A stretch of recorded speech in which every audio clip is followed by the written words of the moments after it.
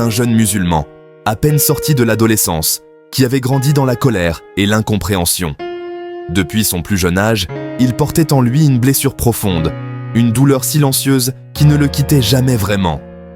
Son père, figure absente, avait quitté le foyer familial, alors que Youssouf n'était encore qu'un enfant, le laissant seul avec sa mère dans une modeste chambre au cœur d'un quartier populaire. Cette absence avait laissé un vide immense dans la vie de Youssouf, un vide qu'aucune parole, aucun geste ne semblait pouvoir combler. Chaque soir, assis sur son lit, Youssouf laissait son regard se perdre à travers la fenêtre, observant les lumières lointaines de la ville. Il se demandait souvent ce qu'il avait bien pu faire pour mériter un tel abandon. Les souvenirs de son père étaient flous, presque irréels, comme des ombres qui dansaient au fond de sa mémoire.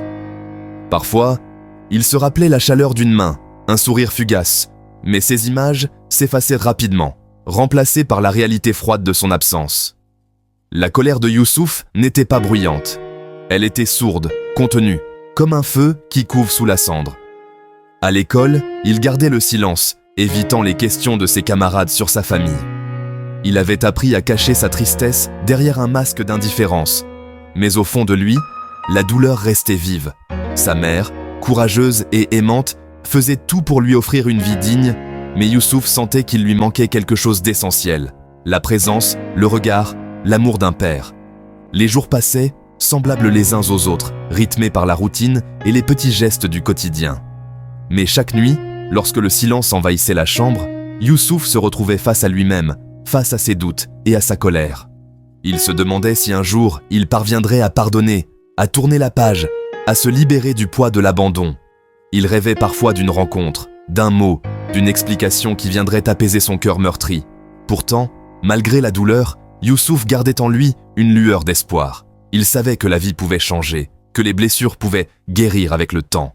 Il observait sa mère, admirant sa force et sa résilience, et se promettait de ne pas laisser la colère définir son avenir. Mais ce soir-là, alors qu'il contemplait la nuit par la fenêtre, la tristesse était plus forte que jamais. La colère de Youssouf, silencieuse et profonde, continuait de grandir, attendant le jour où il trouverait enfin la paix. Des années plus tard, son père tomba gravement malade. Il demanda à voir son fils avant de mourir. Youssouf se dit « Pourquoi irais-je le voir? Il ne m'a jamais été là. » Dans le silence de la pièce, alors que la lumière du matin filtre doucement à travers la fenêtre, un jeune homme musulman s'installe pour sa lecture quotidienne du Coran.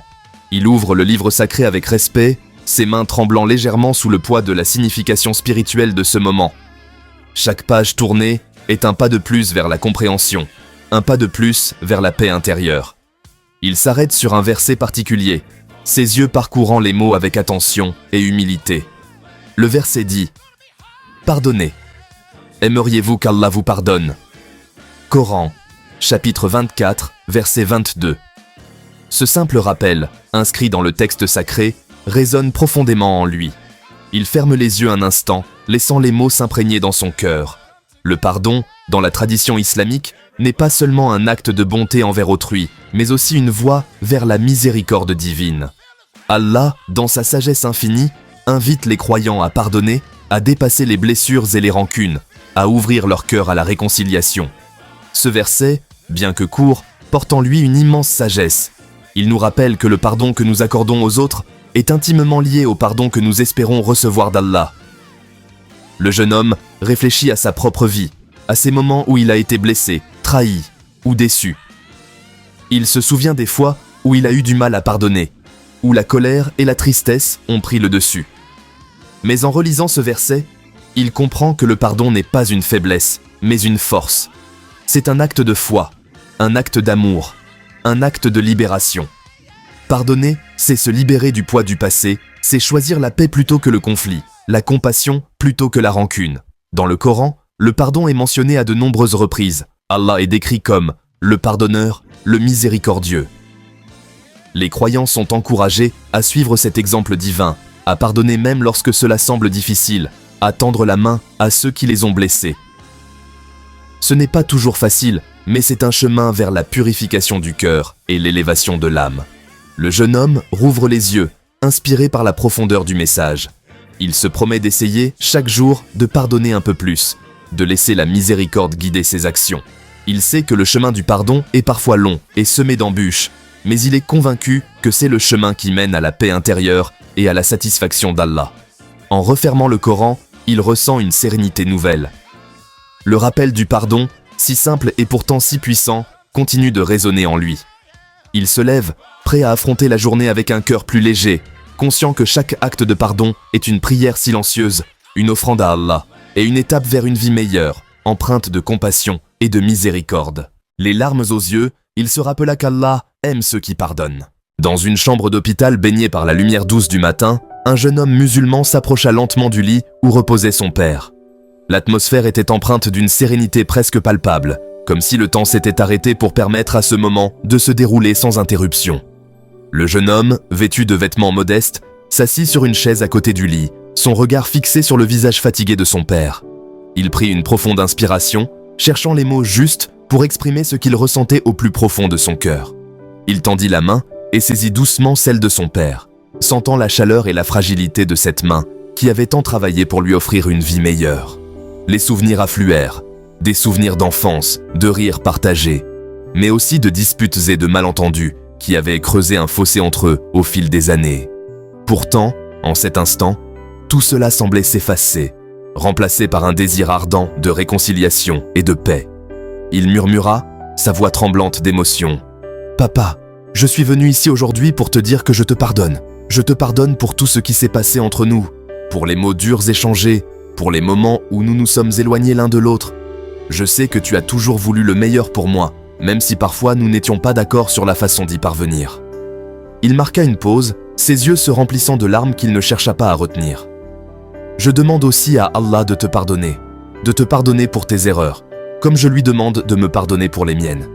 Nous sommes tous imparfaits, et c'est dans le pardon que nous trouvons la paix et la rédemption. » Son père, les yeux humides, serra la main de son fils avec une force renouvelée, comme pour lui transmettre tout l'amour et la gratitude qu'il ressentait.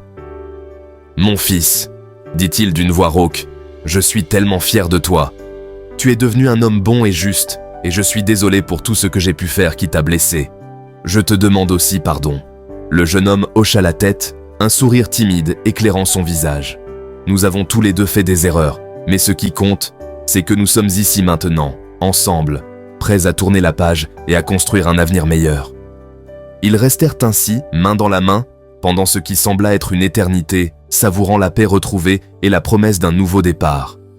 La chambre d'hôpital, avec ses murs blancs et ses machines silencieuses, devint le témoin silencieux de cette réconciliation émouvante, un sanctuaire où le pardon et l'amour triomphèrent des blessures du passé. Le jeune homme se leva finalement, embrassa son père sur le front et lui murmura « Je t'aime, papa. » Son père répondit avec un sourire « Je t'aime aussi, mon fils. » Et dans ce simple échange, ils scellèrent leur réconciliation, prêts à affronter ensemble les défis de la vie avec un cœur léger et un esprit apaisé. Alors qu'il quittait la chambre, le jeune homme se sentit libéré d'un poids qu'il avait porté trop longtemps. Il savait que ce moment de pardon avait non seulement guéri leur relation, mais avait aussi ouvert la voie à une vie plus épanouissante et harmonieuse. Il remercia Allah pour cette opportunité de réconciliation et pria pour que leur lien familial continue de se renforcer avec le temps.